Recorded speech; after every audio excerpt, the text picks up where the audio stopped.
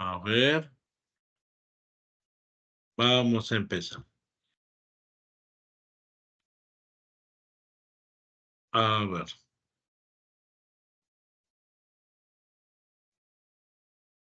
Esta semana vamos a ver la siguiente fase del proceso, este, del proceso económico, ¿no? ¿Ya? Que es la circulación. Vimos lo que es la producción y la combinación de los factores productivos, ¿ya? Es decir, vimos la combinación de naturaleza, trabajo, capital, gestión empresarial, empresa-empresario, Estado, etcétera. Vimos la combinación de todo eso, ¿ok? Muy bien. Entonces, en esto de el siguiente paso después de la producción es circulación. ¿Qué significa esto? ¿Ya?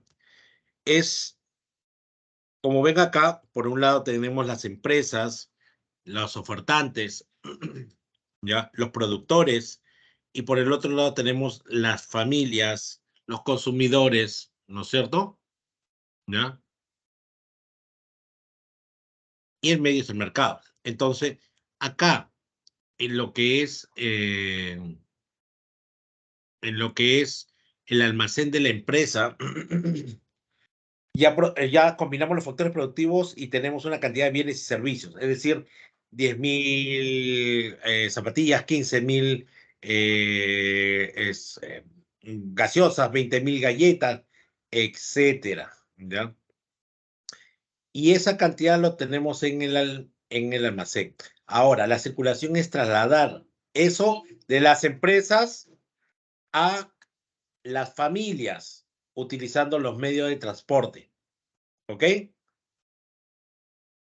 Entonces, desde las empresas hasta las familias, ya tengo que trasladar usando los medios de transporte terrestre, aéreo o marítimo y fluvial, ¿ya?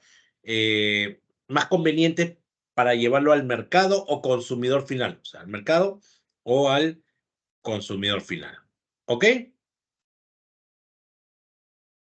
Y obviamente cobrando un dinero por ello. Hasta ahí termina la circulación. La circulación no es tan difícil, ¿no? La circulación es bien fácil de entender, ¿no? Eh, por eso es la fase del proceso económico en la que se realiza el traslado y el intercambio de los bienes y servicios a los consumidores finales. Bienes y servicios a los consumidores finales. ¿Ya? Y obviamente cobrando un dinero por eso. ¿Sí? Perfecto.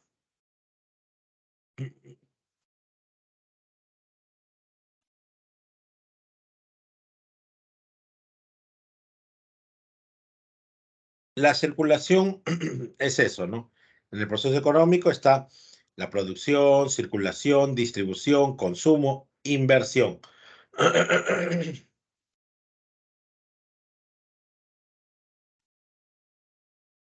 Entonces, nosotros vamos a centrarnos en hoy la circulación, pero veamos los elementos de la circulación.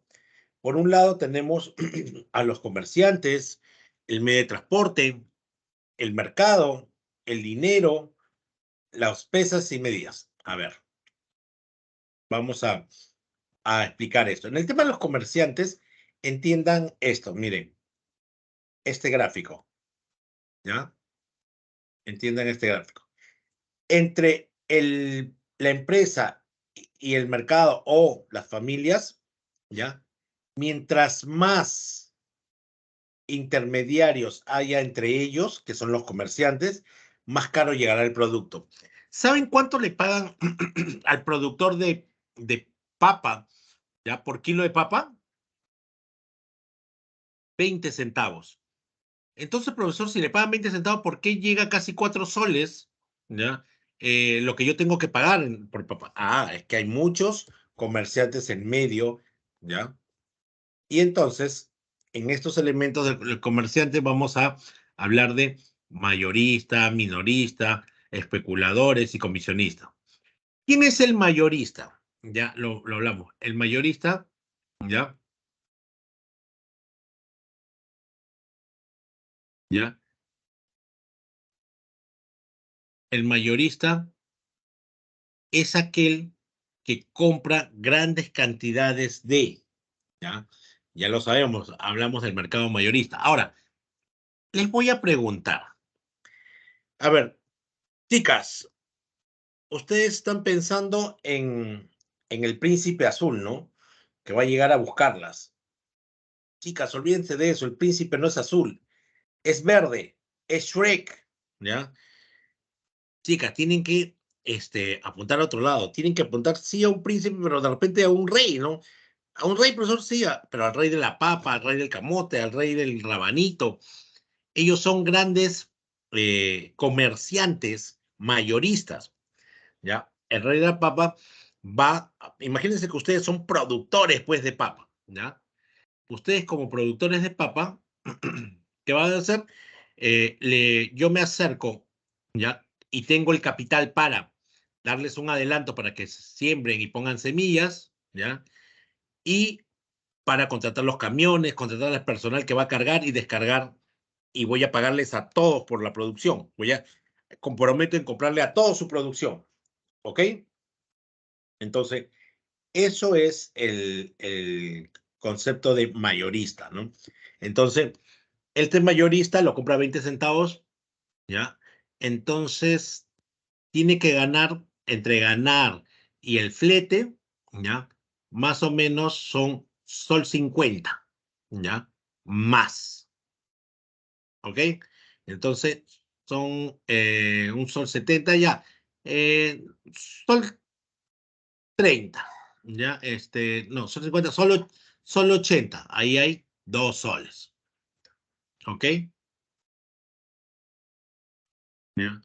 Entonces, obviamente lo lleva, ese mayorista compra toda la cantidad de papa, lo lleva al mercado mayorista de Santa Anita y ahí entra otro comerciante, el minorista. El minorista es aquel, ¿ya? El minorista es aquel que compra, ¿ya? En pequeñas cantidades y te lleva al mercado, ¿ok? Entonces, este minorista también tiene que ganar. Lo compra a 2 soles y él obviamente entre trasladarlo, llevarlo, de repente, un sol 50 más, por eso llega a 3 soles 50, 3 soles 80, ya para su transporte, para el costo y su ganancia, ¿ya? Ya, profesor, entendí el mayorista que compra grandes cantidades, entendí el minorista que le compra al mayorista en estos mercados y ese minorista es el que lleva al mercado de mi bar. Perfecto. Ya entendí dos de estos. Pero el comisionista y el especulador, acá viene otra cosa. Lo que es, ¿ya? El comisionista, ¿ya? ¿Quién es? El comisionista es aquel, de repente, digamos, ustedes, ¿ya? Ustedes, quieren entrar al mercado, pues, de camote, por ejemplo, quieren ser los reyes del camote amarillo, ¿no? Porque los chicharrones, pan con camote se vende mucho, ¿ya? Entonces, lo que voy a hacer es ir donde ustedes, los productores, y ustedes me van a comprar. No sé, profesor. Sí, quiero pagar más, pero ustedes no me van a vender por una sencilla razón. A mí no me conocen. Si yo soy nuevo, ustedes no van a eh, venderme. Porque imaginen, si yo con alguien nuevo, ¿ya? Si yo alguien nuevo, viene y me dice que me va a comprar, yo cómo sé. Tienen que entender, son años de confianza, porque le vas a vender toda tu producción, vas a producir para él, y si él no te compra, tú pierdes. Entonces, no, es un tema de confianza, no es tan fácil como se ve.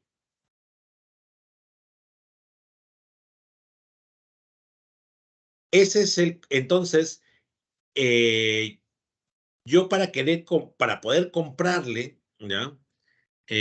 Lo que voy a hacer es acercarme al presidente de la asociación, al exalcalde, alguien de confianza de ustedes, y decirle que compre este camote a nombre de él y yo le pago una comisión, ¿no? Entonces, por cada kilo que él pueda conseguir para mí, yo le tengo que pagar una comisión. A eso aumentale el precio, ¿ya? Ese es el comisionista. Cobra una comisión por traer algunos bienes, traer productos para vender para otra persona. Entonces, miren, uno más y se aumenta el precio. Ya, entendí el comisionista, compra por otra persona, ¿ya? Y recibe una comisión. Perfecto. Y el especulador, profesor, el especulador es el peor comerciante. ¿Qué hace? Me paro en la entrada del mercado en la entrada del mercado de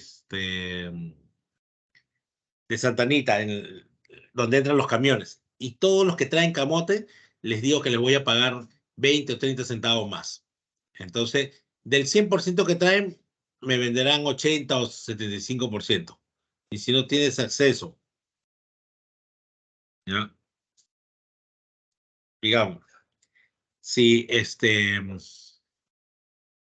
eh, no respetas pues al cliente que le estás llevando, porque por 30 centavos más, 40 centavos más, al toque lo vendes, de repente del 100% de camote que debería entrar al mercado de Santa Anita, entra solamente 30, porque el otro 70 lo has comprado tú y lo has guardado. Entonces, ¿para qué haces eso? Para especular. ¿Qué es la especulación? Es guardar el producto, ¿ya? Para que escasee un poco y la gente y suba el precio, para que la gente esté dispuesta, ¿ya? Esté dispuesta a pagar más por ese producto.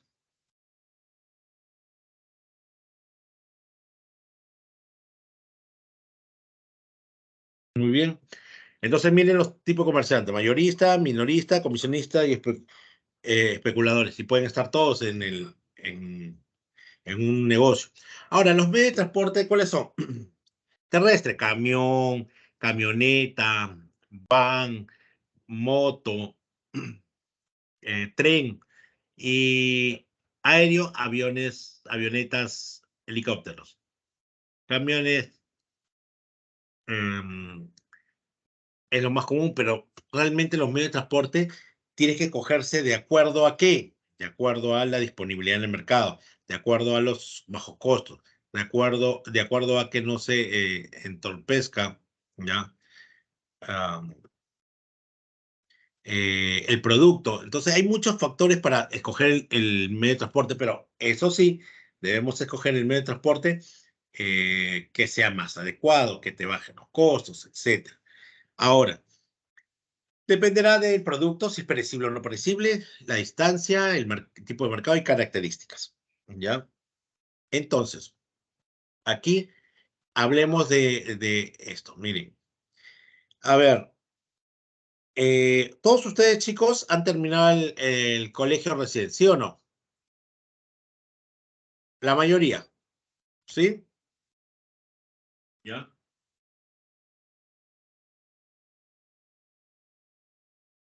Entonces les pregunto, ¿ya? Les pregunto, aquellas chicas en la fiesta de promoción, ¿aceptaron que les trajeran una orquídea o no?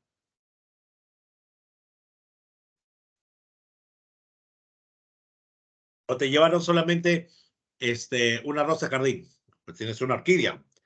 Uno de los principales exportadores de orquídea al mundo es Colombia, ¿ya? ¿Qué medio de transporte tiene que usar las empresas colombianas para vender su orquídea al mundo? A ver, chicos, denme ejemplos, escriban en el chat.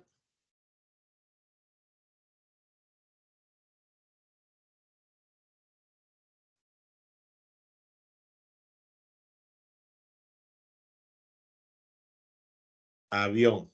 ¿Pero es más costoso? Sí, pero es un producto perecible. ¿Qué significa? Que tengo que llevarlo sí o sí lo más rápido. El más rápido es el avión, aunque el más costoso. Hoy día lo cortan en la madrugada y ese mismo día tiene que llegar máximo en la noche. ¿Sí? Por eso usa avión.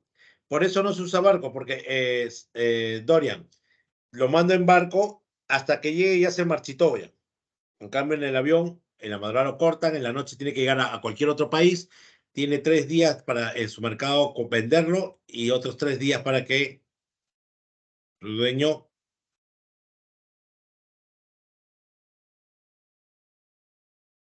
¿Mm? Entonces, para que vean que tengo que usar el más adecuado. Tratar de bajar los costos lo máximo posible, pero si no es posible, caballero, nada más. ¿Ya? Por ejemplo, ¿ya? Es un, una mochila de China, ¿qué medio usaría?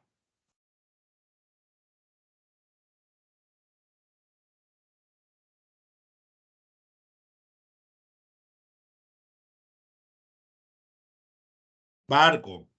¿Por qué? Porque la mochila no es perecible, puede aguantar el viaje y tenemos que bajar costos.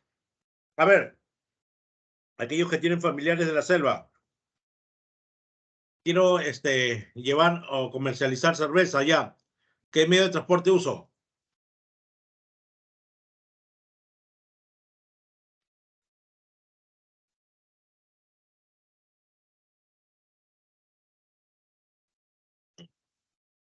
Terrestre. Lo que pasa, aquellos que conocen las Iquitos, saben, ¿ya? Que no hay carretera hasta Iquitos. Hasta cierto punto hay. Y ahí tiene que hacerse lancha. Es la razón por la cual los productos allá en Iquitos son caros, porque son transportados en avión por las características del mercado. En pocas palabras, tendrás que buscar, ¿ya? La, tendrás que buscar la forma eh, más adecuada de transportar tu producto al mercado donde estás mandando y y más barata, ¿ya? Esa es la consigna, ¿ya? Entonces, si de acá a unos 5 kilómetros queda mi mercado, lo mando en camioneta, camión, dependiendo de la cantidad, ¿ya? O sea, tengo que, ¿ya? De ahí que en los medios de transporte se usa el más adecuado combinando, vuelvo a decir, costos, la rapidez que tienes que mandar o las características, ¿no? O las características del el mercado, ¿no? Muy bien. El mercado. No vamos a hablar mayor cosa de esto del mercado porque ya lo hemos desarrollado nosotros, el mercado mayorista, minorista, el mercado formal e informal, ¿ok?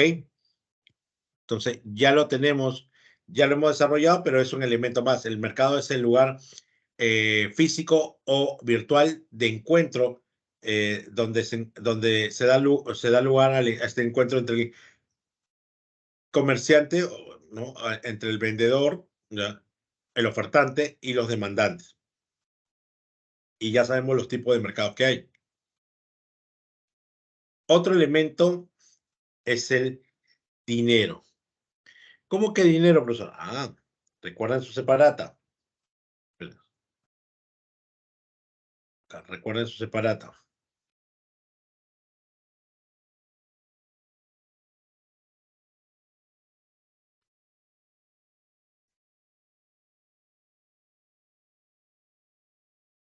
El dinero es el medio de pago por los bienes económicos transables.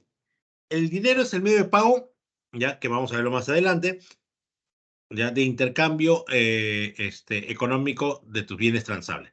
La moneda utilizada como medio de pago internacional se llama divisa. ¿Ya? Las divisas son el medio de pago más importante para la serie de eh, empresas ¿cómo te puedo decir? La divisa es la forma de pago en dinero que se usa en el comercio internacional, ¿ya? A eso se llama divisa.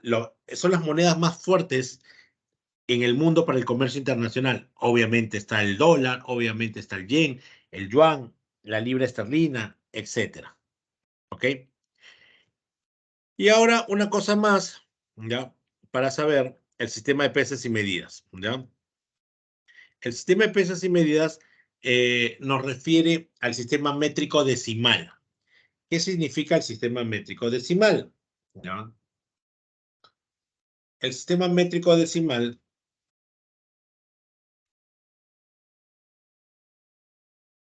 eh, el sistema métrico decimal es el que se usa en el mundo, ¿ya? En el mundo. Es decir, hablar de centímetros, metros, ¿no?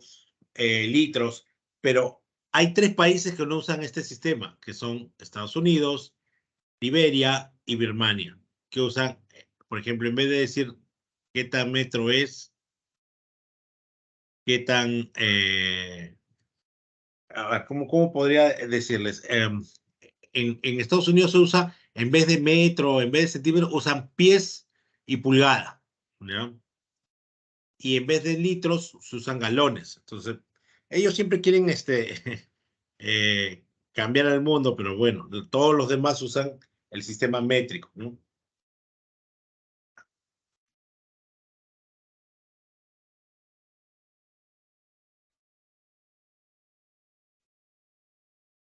Ahí está el comerciante mayorista, personas o empresas que generan un tipo de intercambio entre el fabricante, el productor, distribuidor y el usuario intermedio, o sea, el minorista.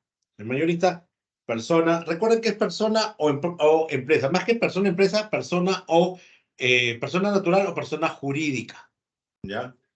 ¿Qué significa esto de persona natural y jurídica? Recuerden, persona natural, un ciudadano como tú, como yo, y la persona jurídica es una sociedad. Y en esa sociedad, las empresas formales entran, ¿ya? Ahora, este mayorista compra grandes cantidades para intercambiarlos, ¿ya? ¿Ya? Intercambiarlos en un mercado minorista.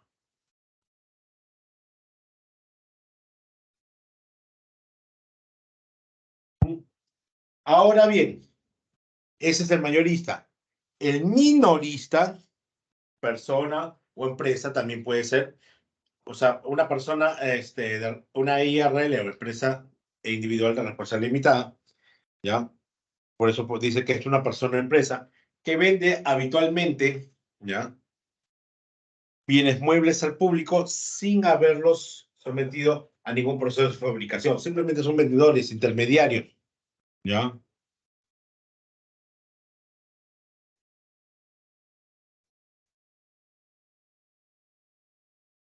Mayorista, ¿ya?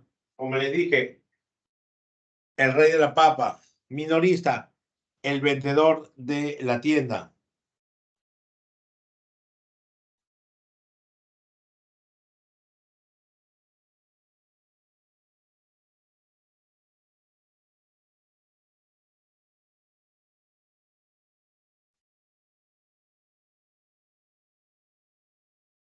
Ahí están los mayoristas que le venden al minorista.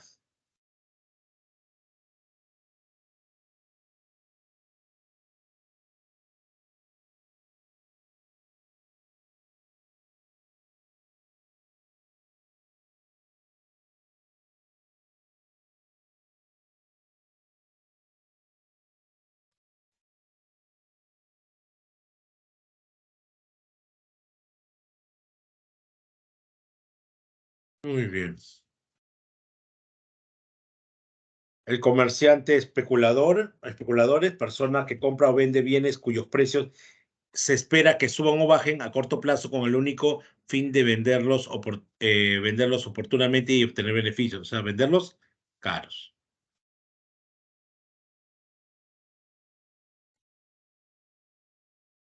Muy bien. Entonces, el especulador, ¿qué va a hacer?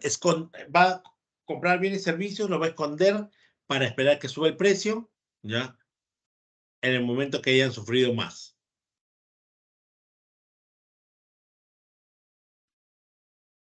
Muy bien. Entonces, Yo compro la gran mayoría de lo que se produce, lo escondo, espero que suba el precio y después lo vendo.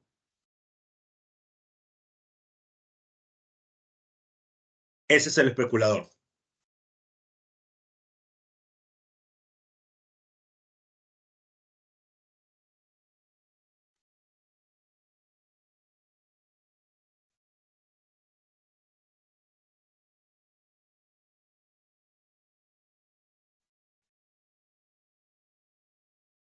Mazzetti vuelve a calificar de crimen el incremento de los precios del oxígeno en plena segunda ola del COVID.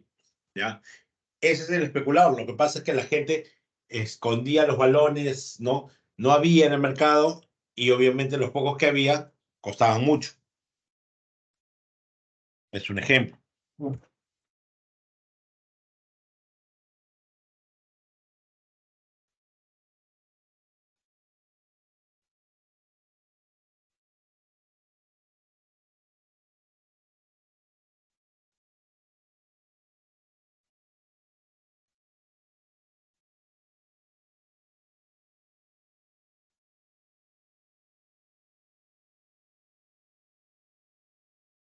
Muy bien.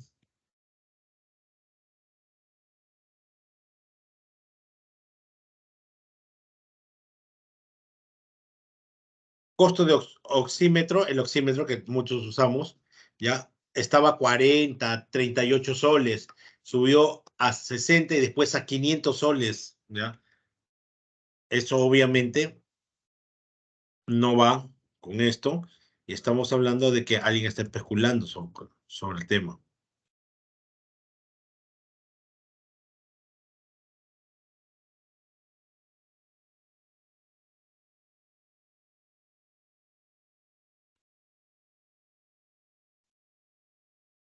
Muy bien. Ante especulaciones de desabastecimiento, Minsa asegura que las farmacias deben ofrecer medicamentos genéricos esenciales, cosa que no pasa. Y el comerciante comisionista, ¿ya? Acá, el comerciante comisionista es aquella persona que trabaja a cambio de comisiones mercantiles, vendiendo a cuenta de otro o cobrando una comisión, como les mencionaba, ¿no?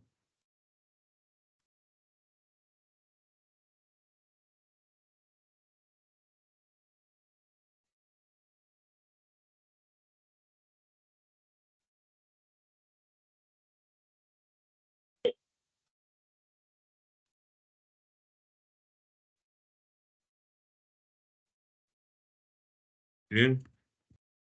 Ahora hablemos de los agentes económicos. ¿Qué es un agente económico? Por un lado, los agentes económicos son los elementos, los actores de la economía.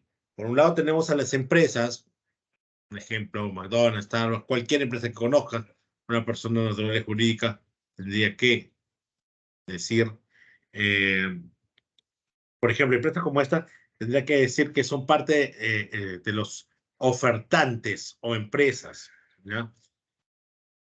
Mientras que los hogares, los consumidores, las familias, ya son el otro lado de la moneda. El estudio de estos dos, ¿ya? Lo que va a pasar es que estos consumidores son otro agente, otro elemento de la economía. Y otro es el Estado. Y el cuarto es el resto del mundo. Entonces, vamos a hablar de ello. ¿Qué son las empresas? ¿Ya? Quiero explicarles con su separata para que lo puedan entender.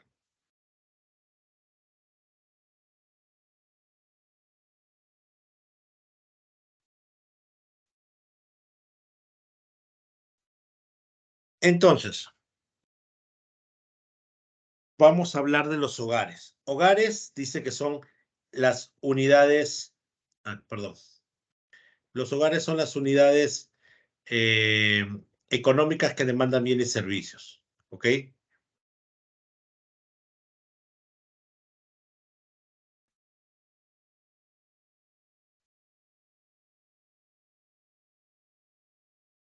Entonces, Vamos a ver, vamos a poder ver esto, ¿ya? Primero, la empresa son unidades productivas que producen y desarrollan actividades económicas. Están constituidas bajo la ley de sociedades. En algún caso pertenecen a los hogares o a las unidades de gobierno.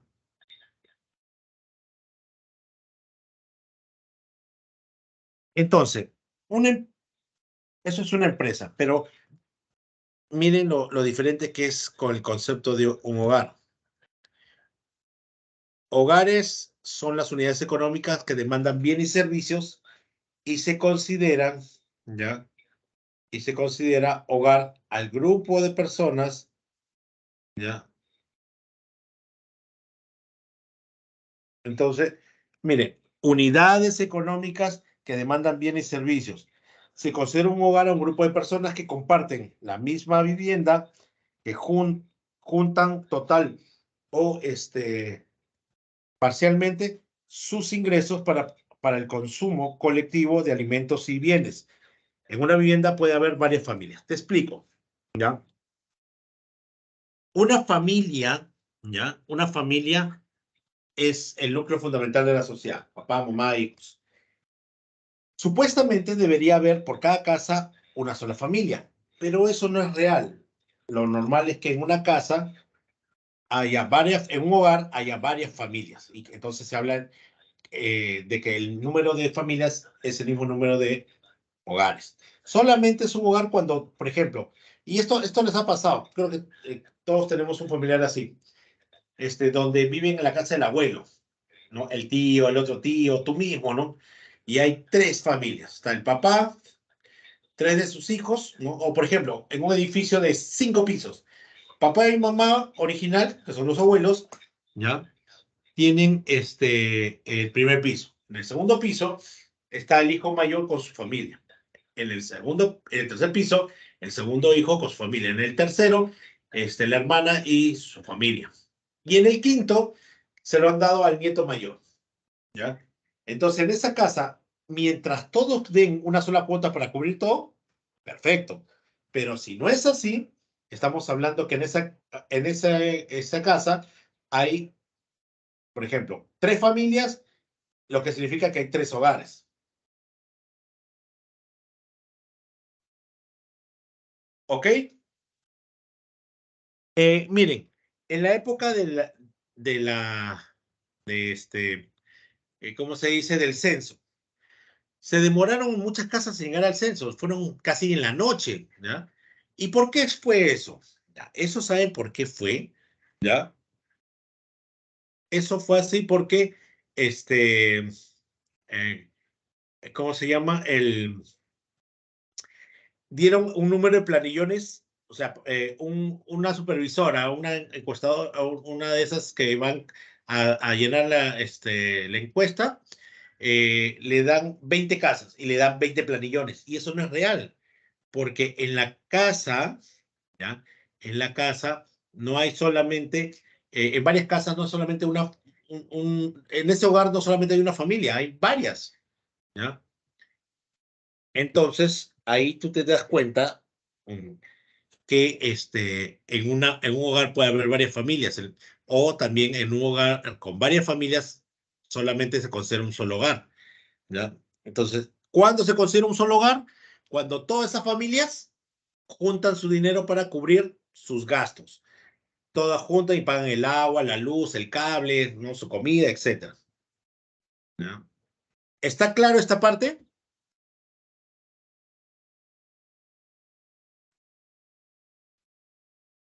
Chicos, ¿está claro?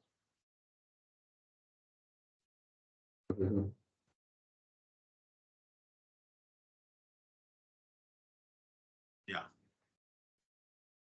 Entonces, ¿ya? Esos son los hogares, hogares, familias, demandantes, ¿ya? Por el otro lado está la empresa, ofertante.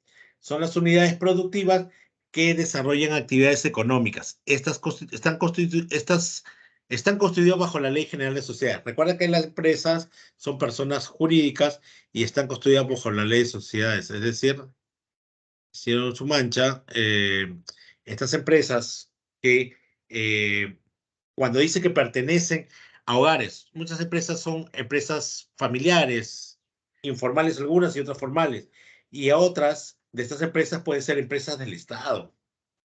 ¿Ya? ¿Ok? Muy bien. Ahora, ya tengo a mi ofertante y demandante. Lo que estudian, ¿ya? Lo que estudia la microeconomía es la relación entre estos dos, empresas y familias, ofertantes y demandantes. Ahora bien, otro agente es el gobierno, ¿ya? El gobierno es el agente que es más compleja su intervención en la actividad económica. ¿Por qué? Porque el gobierno acude al mercado de factores y de bienes y servicios como ofertante y demandante. ¿Qué significa esto? ¿Ya?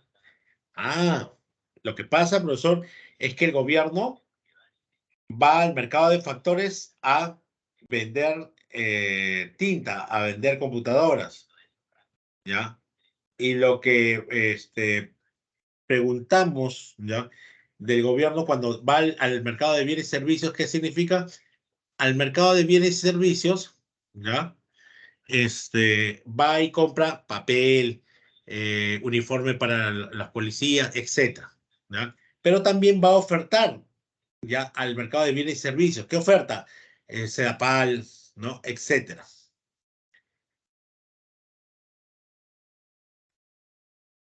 ¿Ok? Entonces el gobierno puede hacer de ofertante o demandante en cualquiera de los mercados.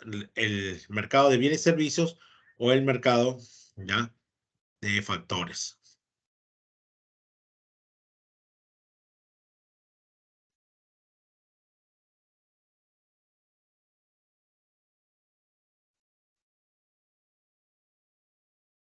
Um, Otra cosa que tienen que saber es sobre el resto del mundo. ¿Qué es el resto del mundo?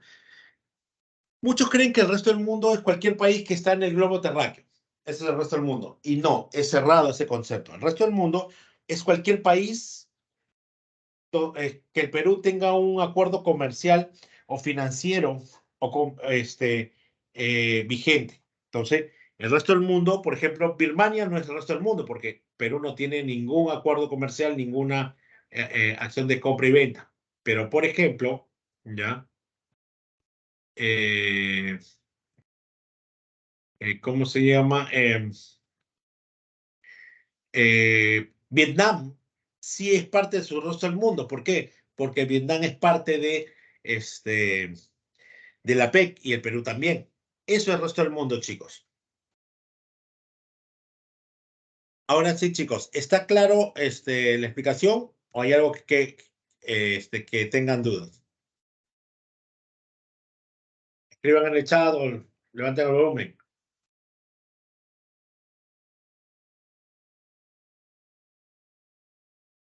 ¿Está claro, chicos? Perfecto. Ya. Esto es flujo circular, chicos. Lo voy a explicar rápidamente. Para eso, fijémonos en este gráfico.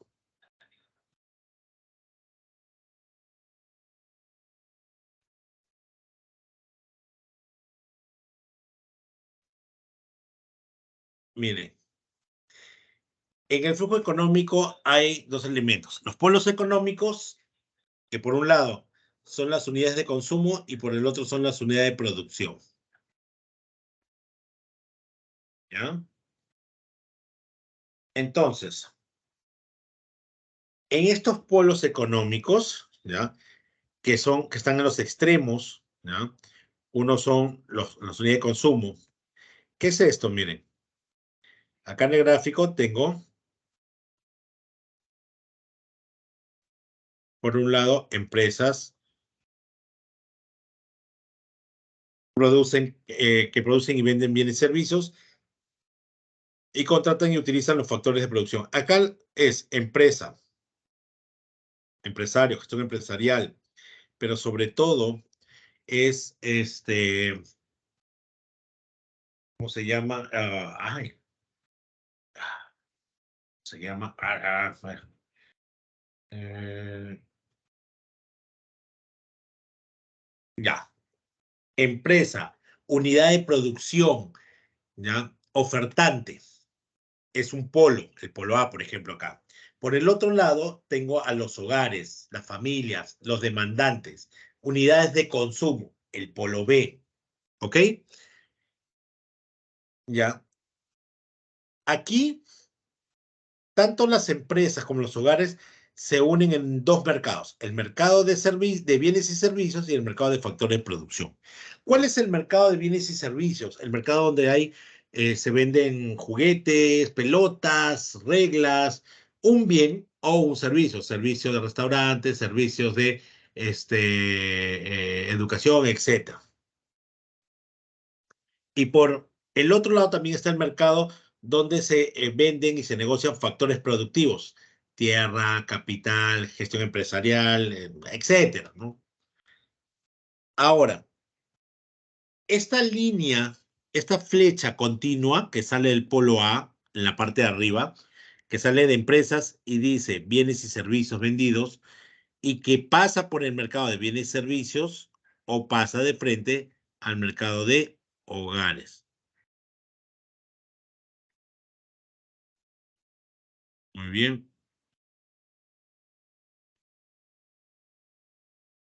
Entonces, sale este flujo real, ¿ya? O físico. Es decir, la empresa le vende un carrito de juguete, ¿ya? Y pasa por el mercado o va de frente hasta el consumidor final, que son los hogares, las familias, ¿ya?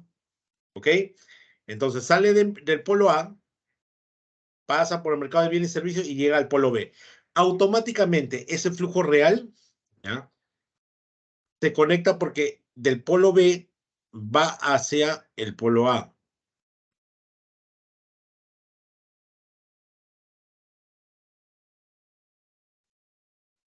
Entonces, acá esta línea continua es el flujo real o físico. Estoy transportando o llevando un carrito de juguete. Los hogares, las familias lo reciben y automáticamente sale esta línea discontinua hacia arriba, que es un gasto para los hogares, pero va al mercado de bienes y servicios y se deja el dinero, que es un ingreso para las empresas. Entonces, dense cuenta, cuando hay un flujo, ¿ya? Real o físico, ¿ya? Y llega hasta el otro elemento, otro agente, automáticamente el otro agente, ¿ya?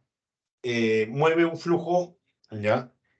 Que es monetario, o sea, manda dinero, ¿ya? Hasta que llega a las empresas, pasando por el mercado de bienes y servicios. Eso es la relación.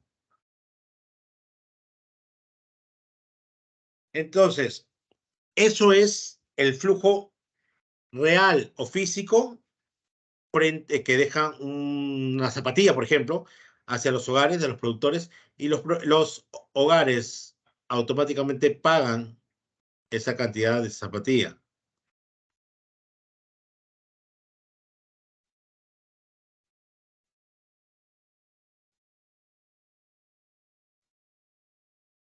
Más o menos. Entonces, miren, sale un flujo arriba del polo A, la flecha continua, un flujo real o físico, una muñeca, y llega a las familias, ¿ya? Automáticamente las familias desembolsan dinero, que es el flujo monetario, y llega a las empresas. Eso es por un lado. Por el otro lado, hay otro flujo real, pero ya no salen las empresas, sino salen los hogares, que se da en el mercado de factores productivos. Sale de los hogares, llega a la empresa. Entonces estamos hablando de que los hogares ofertan tierra, trabajo, capital, tierra para cultivar o tiendas para alquilar, ¿ya? Trabajo, la fuerza de trabajo y el capital para que funcione.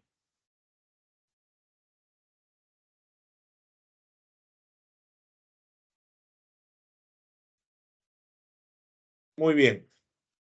Entonces, de los hogares sale este flujo real o físico, que son los factores productivos, tierra, trabajo, capital, y llegan las empresas para producir justo los bienes y servicios de arriba. Automáticamente sale una línea discontinua de las empresas para pagar esos bienes. Muy bien. Entonces, sale un flujo real y automáticamente sale, al contrario, un flujo nominal o monetario. Entonces, yo como empresa vendo cosas, bienes y servicios, y llega a los hogares y ellos pagan por ello. Ahora, los hogares compran algunas cosas, ¿no? Y poseen varios factores de determinar, ¿ya? Entonces, salen los hogares, tierra de trabajo y capital y llega como factor productivo a la empresa. La empresa, em, la empresa automáticamente al recibir esos bienes o servicios, ¿ya? Manda o envía un factor monetario o nominal.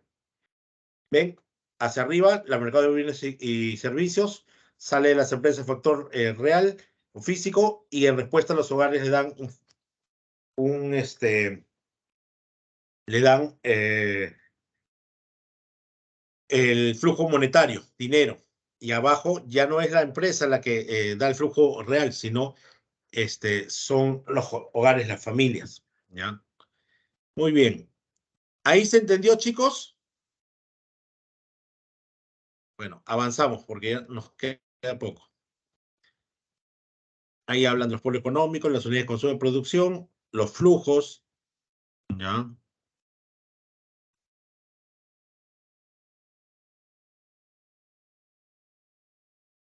Muy bien.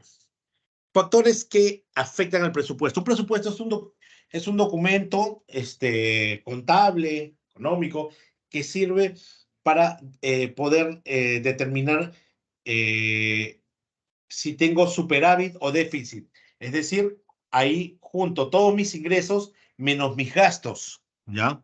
Todos mis ingresos menos mis gastos. Si los ingresos son mayores a los gastos, significa que hay superávit. Si los gastos son mayores al ingreso, significa que hay déficit. ¿Ok? Y ahí está la renta absoluta, la ruta, ¿ya? Permanente. Ah,